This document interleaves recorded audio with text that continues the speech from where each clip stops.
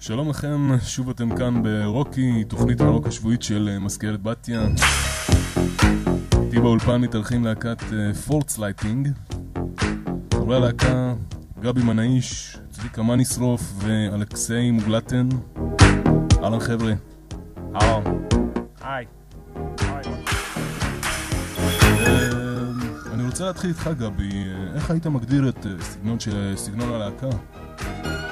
תראה, אני גדלתי על מספר להקות, הרבה אנשים לא מכירים, סוף ה-70s, תחילת ה-80s, להקות לדוגמה כמו קראפטוולט, ווטן קראונסד, קווינס נורא אהבתי, דיקסי מידנייט לנגסט, להקות כאלה בעצם.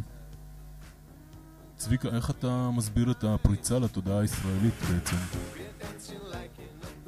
תראה, אנחנו עשינו המון חזרות, הקלטנו עם כל מיני מכשירים ועשינו מין סגנון אפל כזה לילדים עם ספרים שליוו את זה, עם קוסטנייטות, זה פשוט עבד. אוקיי, בואו נשמע את החרגול.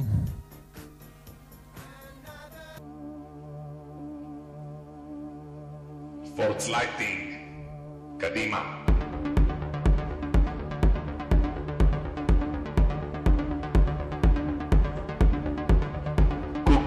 עושה התרנגול, קוקו עושה התרנגול, קוקו הוא עושה, קוקו הוא עושה, קוקו הוא עושה התרנגול.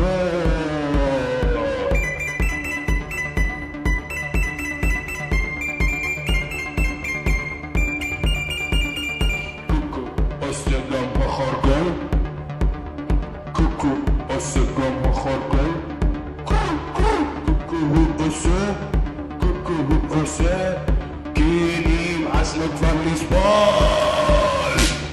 תן לי בבצד, בצד אותי, תן לי פצצות למוח, יאללה.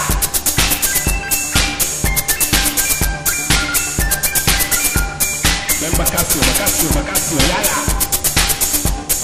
קוקו עושה הפרה, קוקו עושה גם הפרה.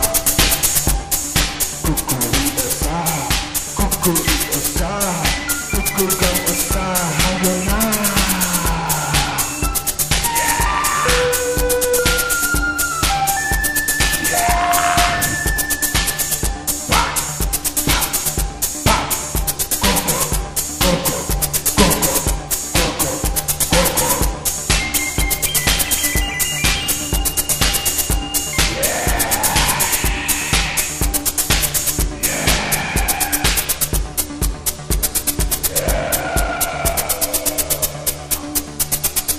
Fortsliding live.